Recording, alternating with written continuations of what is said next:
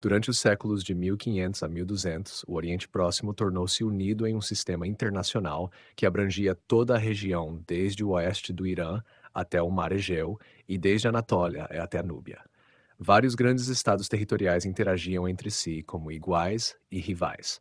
Situados entre eles, especialmente na área sírio-palestina, havia estados menores que deviam lealdade a seus vizinhos mais poderosos e eram frequentemente usados como procuradores em suas disputas. O sistema ultrapassava os limites do Oriente Próximo, tal como definido neste livro. Ele incorporava o mundo Egeu e o Egito, que nesse período atingiu sua maior expansão territorial e estava ativamente envolvido no Oriente Próximo ao norte e na Núbia ao sul. Ao longo desses 300 anos, os principais desenvolvidos mudaram em alguns lugares, mas houve uma notável consistência na divisão de poder por toda a área. Os grandes reinos eram a Babilônia cassita, a Anatólia hitita, o Egito e, na Mesopotâmia setentrional e na Síria, primeiro o estado de Mitanni, seguido, em meados do século XIV, pela Assíria. Em sua fronteira oriental localizava-se o poderoso reino de Elam e, na região Egeia a oeste, Micenas, cuja organização política é mais difícil de descrever. Entre eles estavam os estados da Síria e da Palestina, na maioria das vezes cidades-estado em extensão e organização, sempre dependentes de uma das grandes potências. As histórias de todos esses estados, grandes e pequenos, podem ser escritas separadamente, e farei isso para os do Oriente Próximo nos capítulos seguintes. Mas o fato de todos eles participarem de um sistema comum sem que um deles dominasse todos os outros faz deste um período incomum da história antiga. Como suas características se espalham por fronteiras políticas e culturais, os estudiosos frequentemente se referem a esse período ah, pela designação arqueológica de Idade do Bronze Tardia. Embora não tenham sido as condições arqueológicas que unificaram esse mundo, o termo é útil porque sugere a existência de um sistema comum por todo o Oriente Próximo e o Mediterrâneo Oriental. É esse sistema que explorarei primeiro. A tarefa do historiador é grandemente facilitada por uma abundância de fontes disponíveis para todos os estados envolvidos, com poucas exceções. Exceto pelo Egeu e por alguns estados sírio-palestinos, todos forneceram uma grande variedade de dados textuais. Inscrições reais, documentos legais e administrativos e textos literários aparecem quase por toda parte. Além disso, como as cortes estavam em contato umas com as outras, suas chancelarias continham correspondência diplomática e tratados internacionais. O caráter centralizado de cada um dos estados levou a um elevado nível de produção e são escrita. A escrita também existia no mundo egeu, a chamada Linear B micênica, mas seu uso era limitado a documentos econômicos e, embora estes forneçam informações históricas, não têm o mesmo nível de detalhe encontrado em outras partes. Também a informação arqueológica é muito rica em toda a região, pois a atividade construtiva e a criação artística foram prolíficas como resultado da riqueza dos estados. Somos apresentados a uma multiplicidade de fontes, tanto em número quanto em variedade, que derivam não de um único participante do sistema, mas de muitos deles simultaneamente. Nossa visão do período, portanto, não é filtrada apenas pelos olhos de um dos atores. A maior dificuldade que enfrentamos é a incerteza quanto à cronologia. Embora possamos estar cautelosamente confiantes quanto à sequência dos governantes e à duração de seus reinados em certos estados, as informações sobre outros reis e reinos permanecem vagas. Assim, mesmo escrever a história do estado de Mitanni, por exemplo, representa grandes dificuldades, pois não podemos datar eventos com base em evidências do próprio estado. Temos de confiar em sincronismos com o Egito e com Hati para saber aproximadamente quando e por quanto tempo um rei Mitanni reinou. Quando seu nome aparece em um texto de um desses estados, temos alguma ideia de quando ele esteve ativo. No entanto, as cronologias de todos os estados não são tão firmes quanto seria desejável. E, mesmo quando os contatos são atestados, às vezes ficamos sem saber como encaixar os eventos, apesar das interações estreitas. Consequentemente, as datas atribuídas aqui são frequentemente provisórias.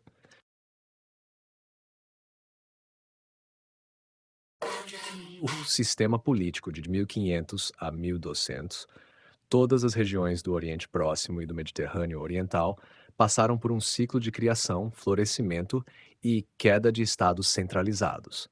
Houve pelo menos 5 zonas onde ocorreu unificação política, seguida por um período de prosperidade que terminou com um colapso relativamente súbito. Em 4 dessas zonas, todo o período pode ser estudado como a história de um único estado: o Reino Médio Elamita no oeste do Irã, a Babilônia Cassita na Mesopotâmia meridional, o Novo Reino Hitita na Anatólia, um estado que seus contemporâneos chamavam de Hatti, e o Novo Reino do Egito no norte da África. Na Mesopotâmia setentrional, 2 estados distintos dominaram sucessivamente: Mitanni e Assíria. Esta última foi originalmente uma província do estado de Mitanni.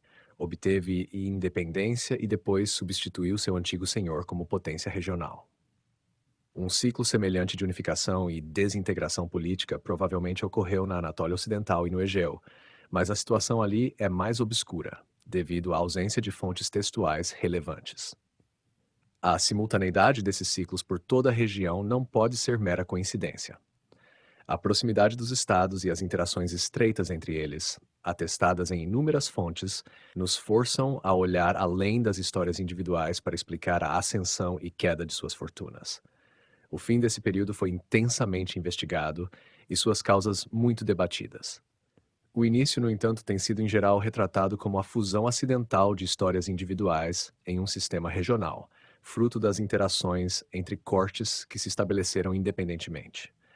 Circunstâncias locais foram certamente, em grande parte, responsáveis pelo que ocorreu nas diferentes áreas, mas também a ascensão dos estados individuais pode ser melhor compreendida quando vista em um contexto regional.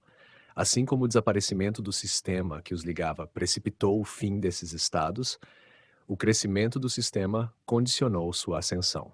Como muito disso ocorreu na chamada Idade das Trevas, o desenvolvimento do sistema regional é difícil de estudar em detalhes, mas, ao situar histórias locais em um contexto mais amplo, podemos compreender melhor os desenvolvimentos nos estados individuais do que apenas considerando as circunstâncias internas. No século XVI, o Oriente Próximo estava politicamente fragmentado. Não havia estados fortes em lugar algum e, como resultado, a documentação textual é extremamente escassa. Apenas no Egito conseguimos ter alguma noção da situação, mas mesmo ali nossa compreensão é limitada. Desde meados do século XVII, o país estava dividido em vários principados, alguns dos quais governados por estrangeiros chamados Ixos. No Oriente Próximo, os grandes estados haviam desaparecido e dinastias concorrentes governavam por toda parte. A quase total ausência de registros textuais sugere que suas economias estavam subdesenvolvidas e o controle político era fraco. Mesopotâmia, Anatólia e Síria-Palestina experimentaram uma acentuada redução das zonas habitadas e um aumento de grupos seminômades. Os centros urbanos tornaram-se menos numerosos e estavam isolados, rodeados por áreas com pouca ocupação permanente. A situação de declínio político e econômico foi gradualmente revertida a partir do final do século XVI e ao longo do século XV. Da paisagem de estados pequenos e fracos surgiu um sistema inédito de estados territoriais com poder mais ou menos equivalente. Muitos, se não todos, os estados envolvidos atingiram um tamanho e uma coesão jamais vistos antes em suas histórias. Os exemplos mais conhecidos são o Egito, a Babilônia e a Síria. Os estados mesopotâmicos tornaram-se verdadeiramente territoriais. Babilônia e Assíria, na segunda metade do segundo milênio, eram entidades regionais, governadas a partir de um centro político por dinastias que se consideravam governantes de um país, e não apenas de uma ou mais cidades, como era anteriormente. Os territórios incluíam várias cidades e seus arredores, unidos por um grau de integração econômica nunca antes alcançado. Ideologicamente, a ideia de que a cidade era o centro da vida cultural e política ainda sobrevivia, mas a autonomia política e econômica das cidades havia desaparecido. O Egito, que fora um estado territorial desde sua origem no início do terceiro milênio, transformou-se nessa época em um grande império com expansão externa, estendendo-se da Núbia, no atual Sudão, até o norte da Síria. Também nas demais regiões do Oriente Próximo desenvolveram-se estados territoriais onde antes havia uma multiplicidade de estados pequenos, antes da metade do segundo milênio.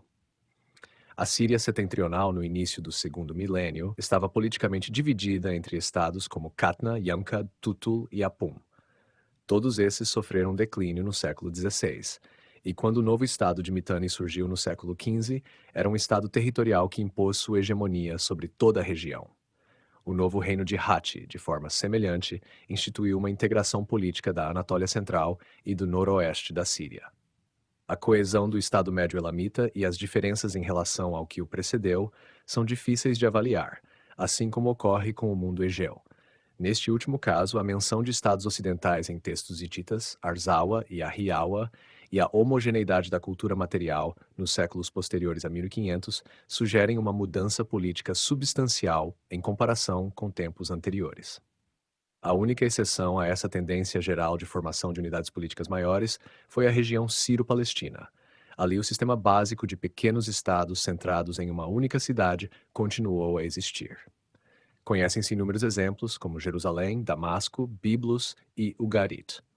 Qualitativamente, não vemos diferença em relação à situação da primeira parte do segundo milênio, mesmo que o quadro anterior seja menos claro. Talvez essa exceção à regra sublinhe o quanto as mudanças ocorridas em outras regiões foram fundamentais. A região sírio-palestina estava espremida entre estados territoriais concorrentes, primeiro o Egito e Mitanni, depois Egito e Hatti, com a Síria à espreita. Atuava como zona tampão entre esses grandes estados e como um lugar onde eles podiam interagir competitivamente, tanto direta quanto indiretamente. Eles exerciam influência política e transformavam governantes locais em vassalos, mas a região não se desenvolveu como um estado territorial em si, nem foi firmemente integrada aos territórios de um de seus poderosos vizinhos. Os estados ao redor eram fortes o suficiente para impedir que isso ocorresse. A diferença entre grandes e pequenos estados era evidente nas interações formais entre suas cortes. Apenas os governantes dos estados territoriais se consideravam iguais e se dirigiam uns aos outros como irmãos, enquanto os dos estados sírio-palestinos ocupavam posição inferior e eram considerados servos. Assim, estes últimos eram obrigados a jurar lealdade a um dos senhores vizinhos, mudando essa lealdade conforme a necessidade, dependendo da potência mais forte do momento.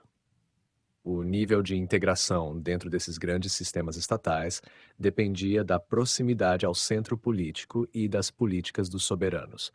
O controle do Egito sobre a Síria, por exemplo, era muito mais indireto do que o de Hatti, mas esse último também usava uma abordagem flexível.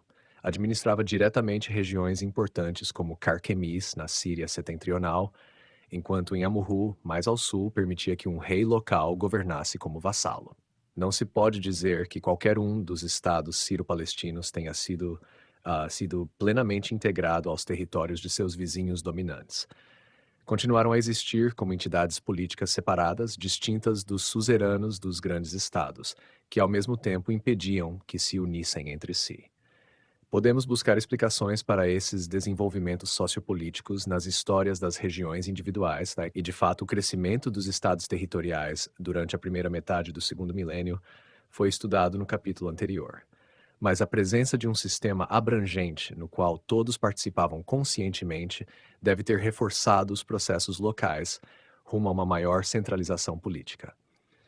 Isso se torna mais provável se considerarmos o quão estreitamente esses estados interagiam entre si, tanto de forma amistosa quanto hostil, e como compartilhavam uma estrutura social e ideológica comum.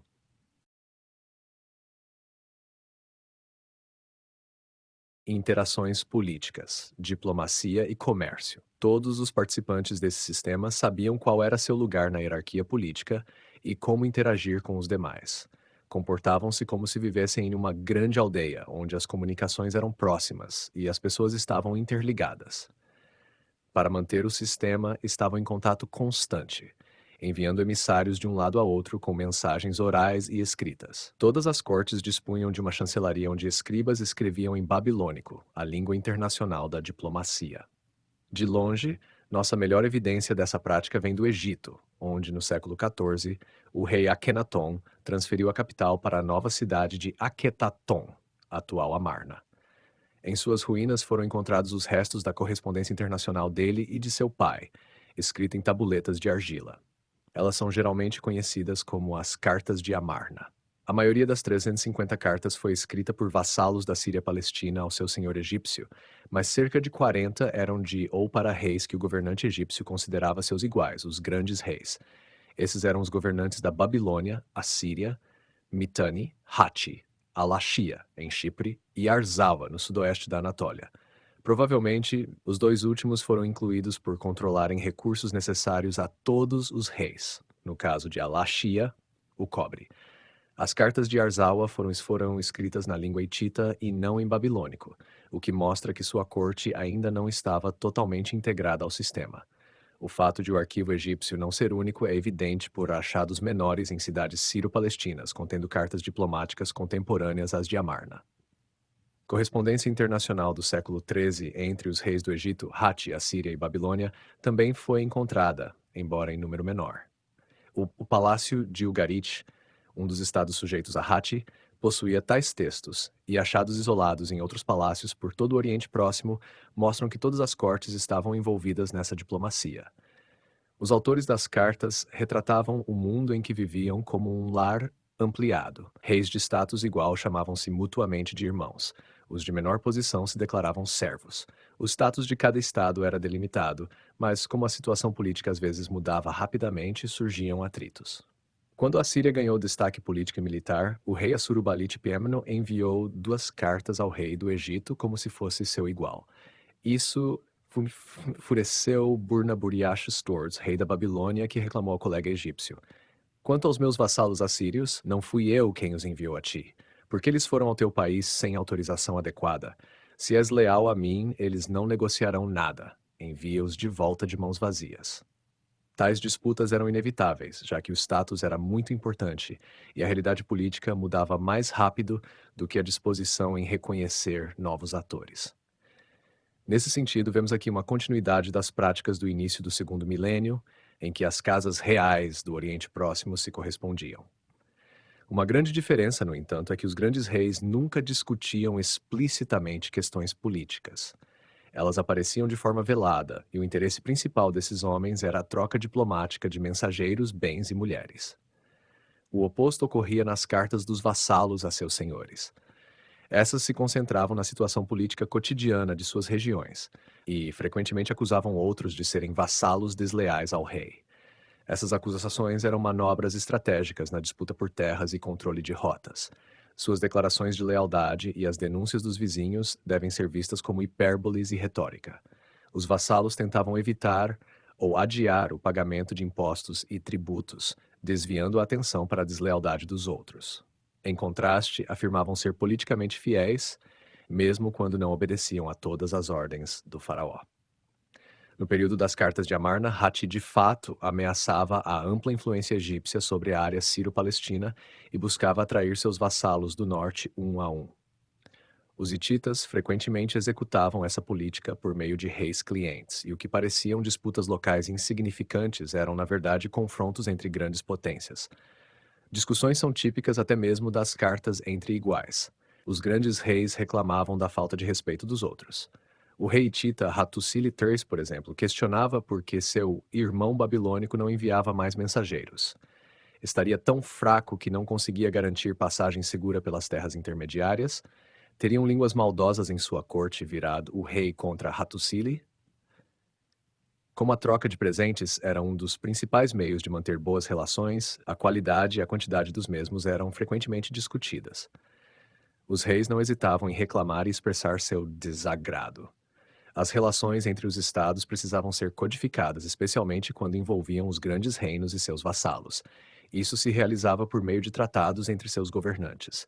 Tratava-se de acordos entre 2 homens, não entre 2 estados, e deviam ser renovados toda vez que um novo governante subia ao trono. Os tratados que foram preservados envolvem todos o estado hitita ou Alalak, mas referências em outros textos sugerem que eram comuns em todo o Oriente Próximo. Existiam 2 tipos, entre potências iguais e entre um grande rei e seu vassalo. O primeiro provavelmente só era elaborado após um conflito sério ou para fins especiais.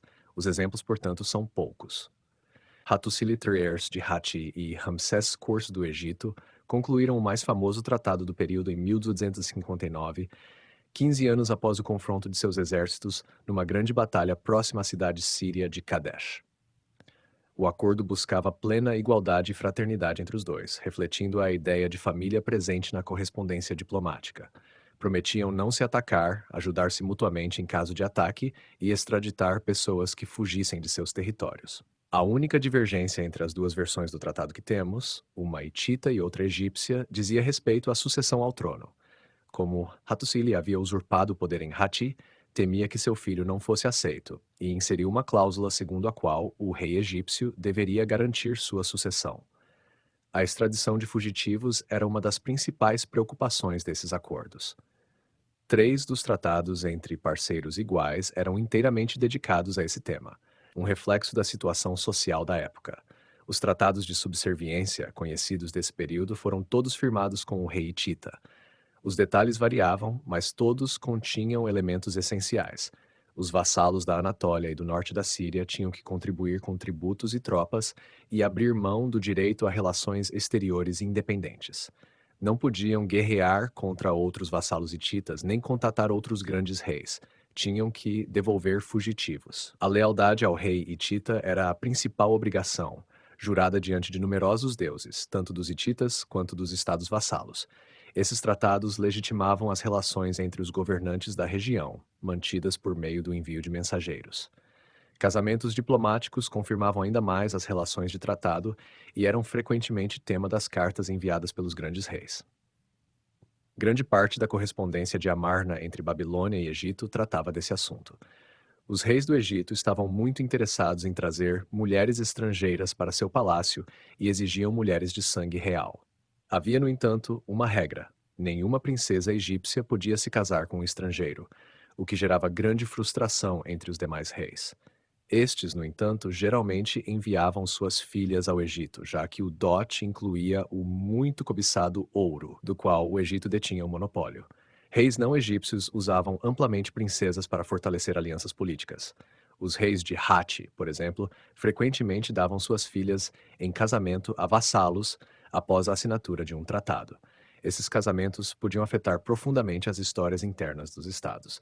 O rei babilônico Burnabur-Ashtagoz, reinou entre 1359 e 33, casou-se com Mubalitat Sherua, filha do assírio Assurbanipal, reinou entre 1353 e 1318. Quando seu filho e sucessor, Kara-Hardash, foi assassinado em uma revolta na Babilônia, Assurbanipal interveio militarmente, depôs o rei rebelde e colocou Kurigal-Zuddons no trono. O episódio insólito da rainha viúva do Egito revela uma insatisfação semelhante com a ideia de que o filho de um rei estrangeiro governasse. Toda a informação provém de fontes hititas, e a identidade da rainha egípcia é debatida.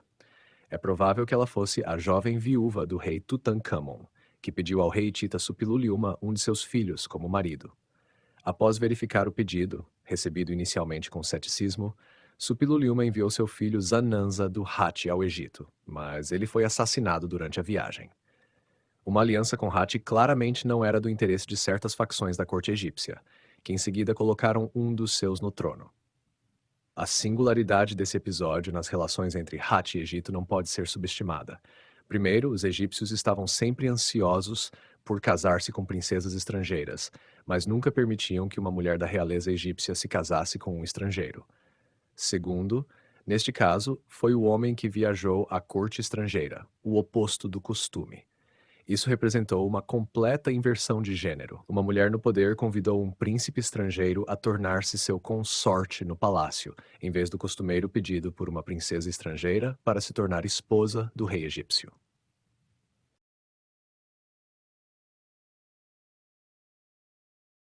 Naturalmente, esses casamentos reforçavam a ideia de que os governantes do Oriente Próximo pertenciam todos a uma mesma comunidade. Esse conceito era crucial na maneira como percebiam suas interações, mas todos sabiam que, na realidade, tratava-se apenas de uma ficção, já que as circunstâncias eram muito diferentes das de uma aldeia. Por exemplo, quando Kadashman-Enlil, da Babilônia, escreveu a Menófis III do Egito convidando-o para a inauguração de seu novo palácio, como se fosse um vizinho próximo, este não pôde comparecer. A viagem exigiria vários meses de deslocamento em cada direção. Mas o convite precisava ser feito como se convidasse um vizinho da aldeia. As distâncias entre as cortes eram imensas e frequentemente levavam a dúvidas sobre o destino de mensageiros e princesas. Quando o rei da Babilônia protestou ao Egito que não sabia se sua irmã ainda estava viva, o egípcio respondeu que ele não deveria reclamar. Nenhum mensageiro qualificado para verificar qual de suas consortes era a princesa babilônica jamais fora ao Egito. Os homens que enviaste são ninguém, nenhum deles a conhecia ou era íntimo de teu pai ou poderia identificá-la. Assim, a ideia de que todos viviam em uma aldeia era uma ficção deliberada. O tema mais frequente nas cartas entre iguais era a troca de presentes, outro modo pelo qual a coesão entre esses estados era mantida. As transações tinham uma dupla função. Por um lado, permitiam que os governantes obtivessem bens de luxo não disponíveis localmente. Por outro, reforçavam um sistema de respeito mútuo, prestígio e fraternidade. As duas funções eram inseparáveis. As trocas obedeciam a um conjunto de regras, não escritas. A ideia de reciprocidade dominava. Um presente deveria ser retribuído com outro de valor quase equivalente, embora não fosse necessário fazê-lo imediatamente. Em certas ocasiões, como a ascensão de um novo rei ao trono, presentes eram esperados. Hattusilitur de Hatti, por exemplo, reclamou ao rei da Assíria: Quando assumi o trono, não enviaste um mensageiro a mim. É costume que, quando reis assumem o trono, os reis seus iguais em status enviem presentes apropriados de saudação, vestimentas dignas da realeza e bom óleo para a unção. Mas tu não o fizeste hoje. Presentes também eram enviados quando tratados eram concluídos ou quando se celebrava uma vitória militar. Essas trocas uniam os governantes em um sistema comum. Por outro lado, o sistema criava uma circulação de bens preciosos e altamente desejados por toda a região. De modo não comercial, as cortes podiam obter produtos ausentes em seus domínios. O ouro era de especial interesse para todos como um luxo raro e exótico. Apenas o rei do Egito podia enviá-lo, pois somente ele possuía minas de ouro em seu território. Os demais enviavam ao Egito cavalos, cobre, objetos artesanais e assim por diante, com a expectativa de receber ouro em troca. Trocas semelhantes ocorriam entre outros governantes. Por exemplo, a Laxia possuía grandes quantidades de cobre e a Babilônia era a fonte do lápis-lazuli, vindo do Afeganistão. Os presentes frequentemente incluíam objetos manufaturados, tecidos finos ou óleos preciosos. Todos mantinham a ficção de que se tratava de presentes, embora soubessem que o verdadeiro objetivo era o acesso a bens raros. Assim, práticas aparentemente irracionais aparecem. O rei de Alaxia, por exemplo, enviou uma pequena quantidade de marfim junto com um grande carregamento de cobre e madeira ao Egito, um país onde o marfim era abundante.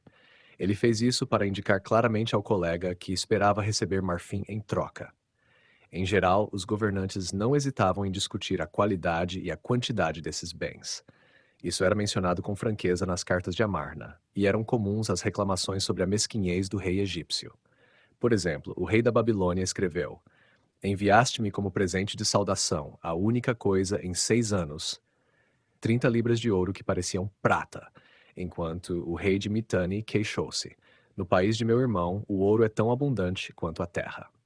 Não apenas os próprios reis participavam desse sistema de troca de bens preciosos, mas também suas esposas mantinham contatos semelhantes com mulheres de mesmo status em outras cortes.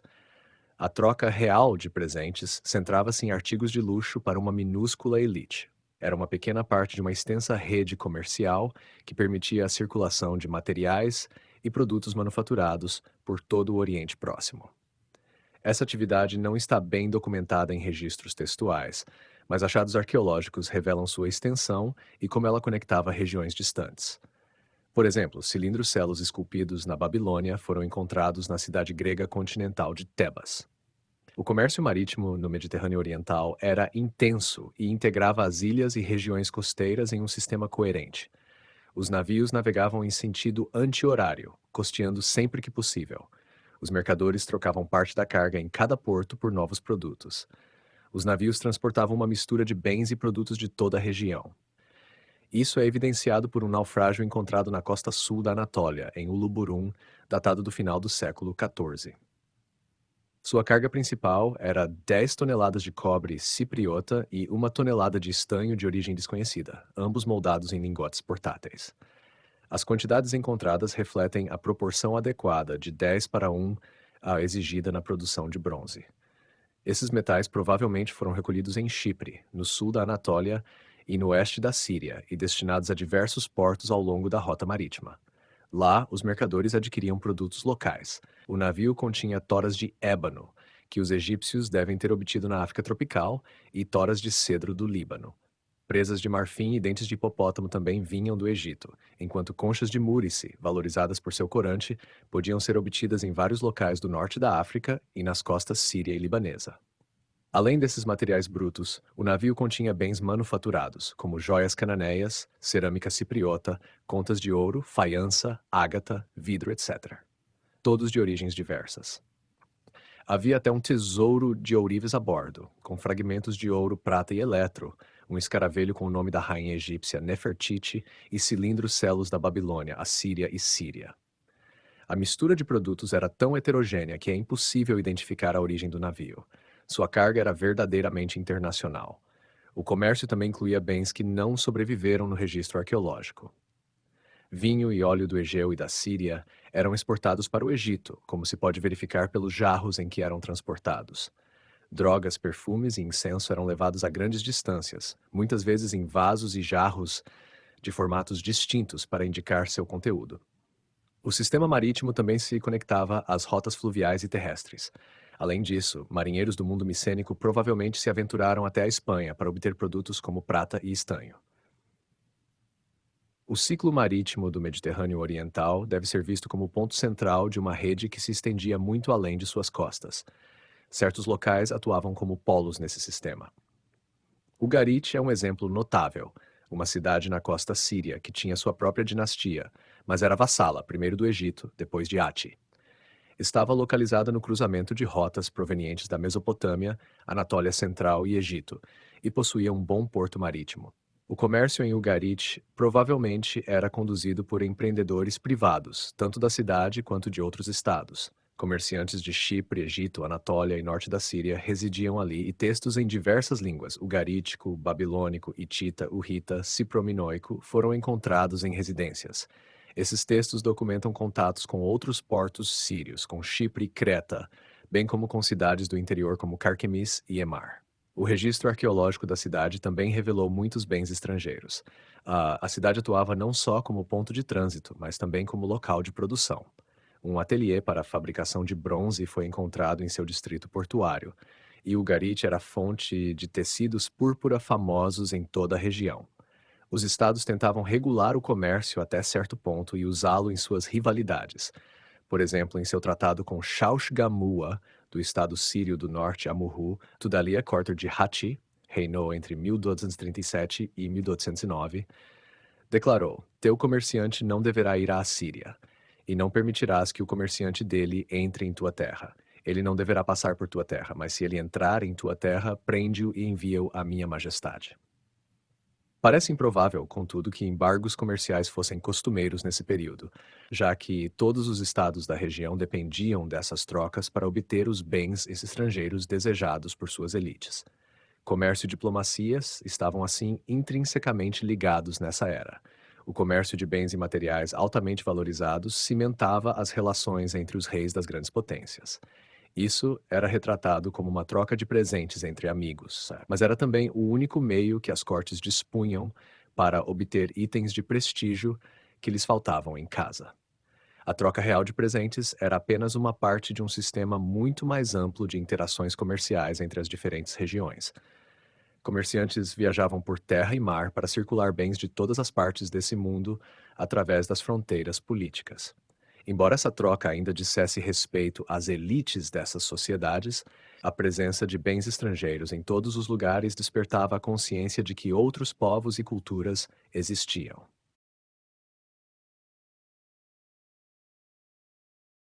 Competição regional, guerra. Ao mesmo tempo em que os grandes estados da região comerciavam e trocavam mensagens diplomáticas entre si, mantinham-se em constante situação de rivalidade e buscavam expandir suas influências territoriais às custas dos vizinhos.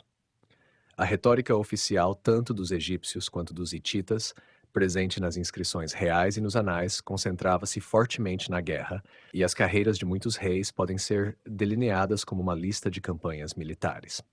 Em outras regiões, o foco na guerra se desenvolveu mais tarde. Na Assíria, a prática de registrar campanhas começou apenas por volta de 300. Na Babilônia, essa prática nunca substituiu a atenção dada à atividade construtiva. No entanto, outras fontes indicam que também ali houve conflitos militares. As guerras eram travadas de duas formas, ou pela conquista dos vassalos do outro, ou por confrontos diretos. A primeira forma foi a preferida durante muitos anos na região sírio-palestina. Inicialmente, Egito e Mitanni competiam pela região. Depois de 1340, a disputa passou a ser entre Egito e Hatti. Embora os faraós egípcios alegassem ter feito campanhas extensas no Levante, até o rio Eufrates, na maior parte do tempo enfrentaram apenas os exércitos de pequenos estados. Assim, por volta de 1400, conseguiram estender seu controle até o norte, até a cidade de Ugarit, cujo rei se tornou vassalo do Egito. As cartas de Amarna mostram como os hititas tentaram atrair alguns desses vassalos para seu lado.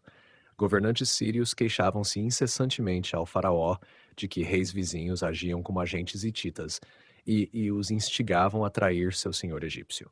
Mesmo que grande parte dessas acusações possa ter sido uma desculpa para o não pagamento de tributos, a expansão gradual da esfera de influência hitita no noroeste da Síria, sem grandes batalhas, é inegável. Por volta de 1300, os hititas haviam estendido seu sistema de estados vassalos até o sul, alcançando Kadesh, tornando cidades como Ugarit totalmente dependentes deles. Em outras regiões do Oriente Próximo, a ausência de grandes zonas tampão entre os grandes estados levou a conflitos mais diretos. A Síria e Babilônia travaram várias guerras de fronteira, mas sem tentar anexar ou destruir uma a outra. O único grande estado que perdeu sua independência nesse período foi o de Mitanni. Inicialmente proeminente no norte da Síria, foi significativamente reduzido em tamanho e poder pelos hititas sob o comando de Suppiluliuma-Mão, reinou de 1244 a 1322, que transformou seu rei em vassalo, mas permitiu que o estado sobrevivesse. No início do século XIII, os hititas e egípcios romperam com a prática de competição indireta e seus exércitos se enfrentaram diretamente. O caso mais famoso foi a Batalha de Kadesh, em 1264. Os egípcios apresentaram essa batalha como um grande confronto entre dois exércitos gigantescos. A Ramsés II afirmou que Muwatalli havia reunido cerca de 47.500 homens contra ele, provavelmente um exagero, e que ambos os reis lideraram pessoalmente suas tropas.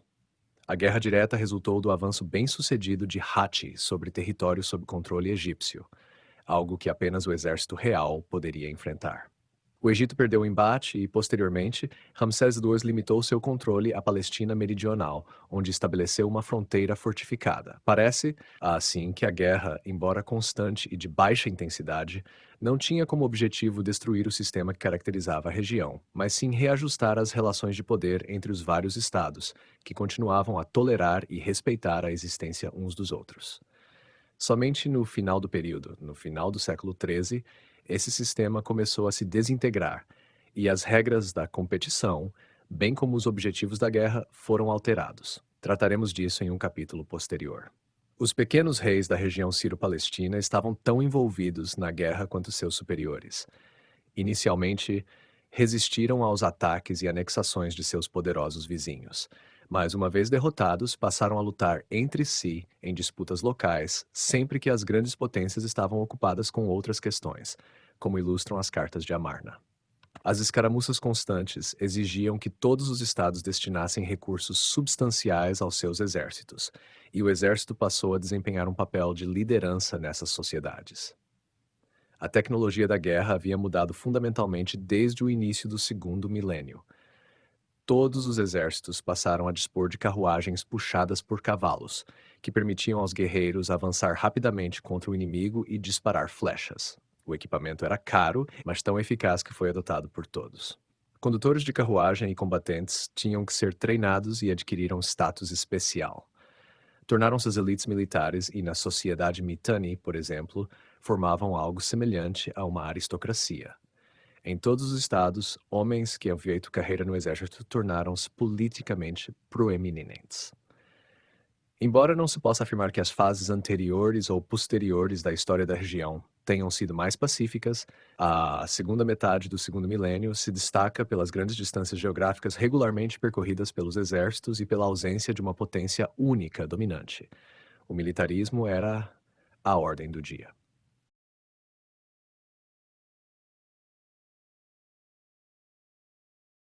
Os governantes dos estados do Oriente Próximo sabiam perfeitamente que pertenciam a um sistema comum que abrangia toda a região.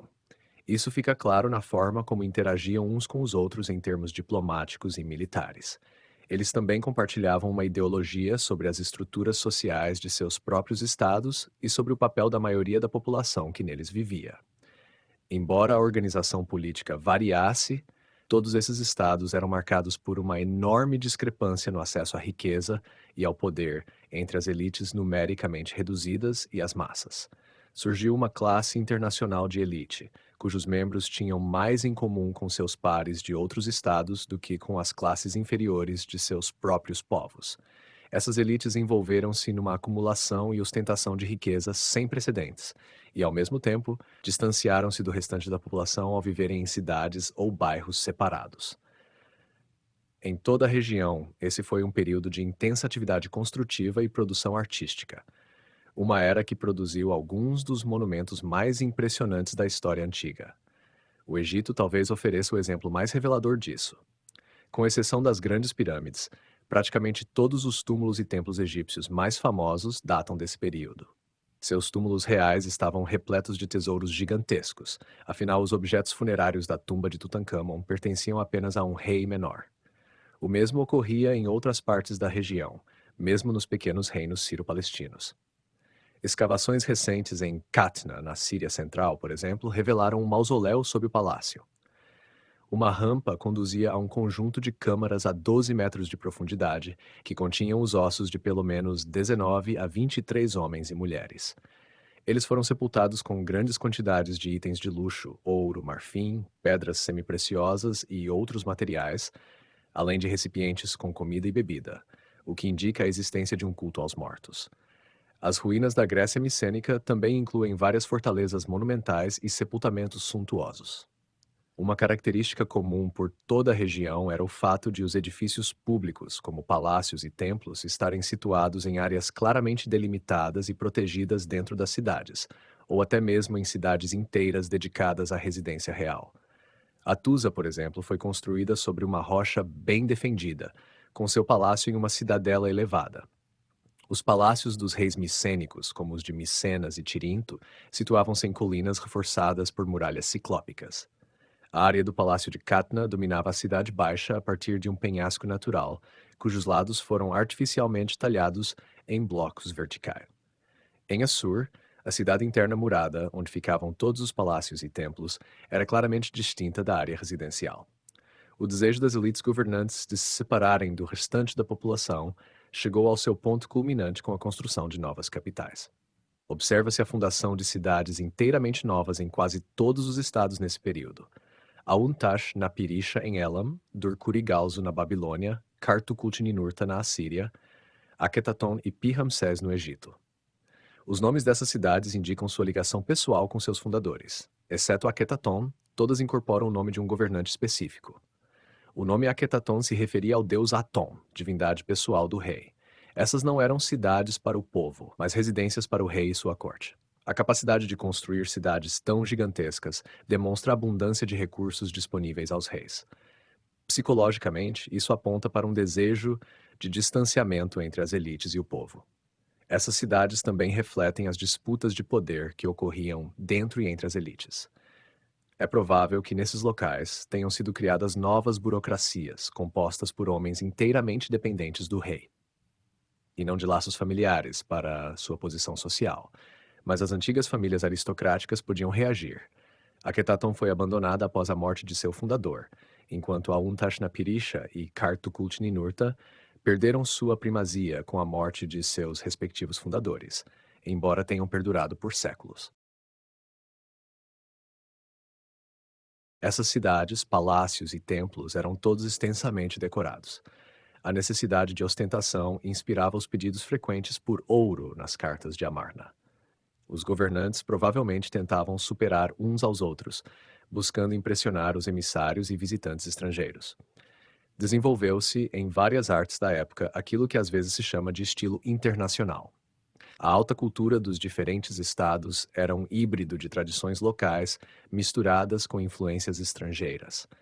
Talvez as elites buscassem um estilo de vida sofisticado compartilhado entre si, algo que as distinguia mais de suas próprias populações do que de seus equivalentes em outros lugares. Esses empréstimos culturais certamente não se limitavam a materiais reconhecíveis nos registros arqueológicos atuais, mas envolviam também elementos efêmeros como roupas, comidas, perfumes, drogas e afins. Será que incluíam também a linguagem? Tal como as elites europeias do século XVIII falavam francês, as elites do Oriente Próximo do século XIV talvez ostentassem seu conhecimento do babilônico, não por erudição, mas para demonstrar identidade social. Sabemos que os escribas ligados aos palácios usavam essa língua nas correspondências internacionais com diferentes níveis de competência, mas talvez estejamos interpretando suas habilidades apenas sob uma ótica utilitária. Entre as tabuletas escavadas em Hattusa, Emar, Ugarit e Akhetaton, há diversos exemplos de literatura babilônica. Um fragmento da epopeia de Gilgamesh foi encontrado em Megiddo, na Palestina, e é quase certo que muitos palácios da região ainda revelarão mais provas de que a língua acadiana não era usada apenas para fins práticos. Não podemos saber quem gostava de ler ou ouvir esses textos, mas sua presença sugere que certa classe social via utilidade em adotar uma língua e literatura estrangeiras. A documentação textual revela uma hierarquia social rígida, composta por dois setores principais: os dependentes do palácio e a população livre das comunidades rurais. Portanto, não podemos falar de uma única hierarquia baseada apenas na riqueza ou no acesso aos meios de produção. Os dependentes do palácio não eram livres, não possuíam suas próprias terras. Mas, se considerarmos a riqueza como indicador de status, muitas vezes estavam em situação melhor do que os homens livres. É no setor palaciano que se observa o maior grau de estratificação social. Na base da hierarquia estavam os servos que trabalhavam nas propriedades agrícolas. Como o status dependia dos serviços prestados ao palácio, habilidades especializadas conferiam posições mais elevadas. Assim, artesãos especializados, escribas, pessoal cultual e administradores tinham seus lugares definidos. Por muito tempo, as elites militares ocuparam o topo dessa estrutura. Os cocheiros especializados eram altamente valorizados e bem recompensados. Na região sírio-palestina, eram chamados de Marian, termo que passou a designar genericamente um status social elevado. As recompensas aos dependentes palacianos eram variadas: rações para os níveis mais baixos, pagamentos e usufruto de terras para os mais altos. Como os serviços eram exigidos em troca, o uso das terras era concedido individualmente, não a famílias. Mais tarde, nesse mesmo período, as elites militares tentaram tornar essas terras hereditárias, pagando por elas em prata em vez de com serviços. Os homens livres, contudo, não estavam completamente fora do controle estatal. Também deviam pagar impostos ou oferecer trabalho forçado quando convocados. Mas possuíam suas terras, frequentemente de modo comunitário, onde levavam uma vida precária tirando o sustento da terra. O palácio lhes oferecia algum suporte. Nas sociedades irrigadas da Mesopotâmia e do Egito, eles ajudavam a manter o sistema de canais, e outras infraestruturas provavelmente também eram conservadas em outras regiões. A extensão do setor livre variava de estado para estado, e é difícil de se determinar. No que se refere à estratificação social, seus membros, junto com os servos agrícolas palacianos, estavam na base. Grande parte de seu trabalho e das colheitas que produziam era apropriada por aqueles que estavam acima, pois a riqueza das elites precisava ser criada de alguma forma. Em parte, essa riqueza vinha de conquistas externas, no caso egípcios, especialmente da Núbia, com suas minas de ouro, mas o peso maior certamente recaía sobre os produtores internos. Os governantes deixaram de se sentir obrigados a restaurar equilíbrios sociais de forma ampla, como haviam feito no início do milênio, e os níveis de servidão por dívida aumentaram substancialmente. Indivíduos e famílias mal conseguiam escapar desse sistema, e por isso, muitos fugiam de suas comunidades e buscavam refúgio fora do alcance dos estados. Juntavam-se a grupos em regiões inacessíveis, como montanhas ou desertos, e cruzavam fronteiras políticas para escapar de seus antigos senhores. Esse desenvolvimento explica por que o retorno de refugiados era tema tão importante nos tratados internacionais da época. Os estados não podiam se dar ao luxo de perder força de trabalho. No fim, essa erosão social pode ter sido uma das principais causas do colapso de todo o sistema. como será discutido em um capítulo posterior.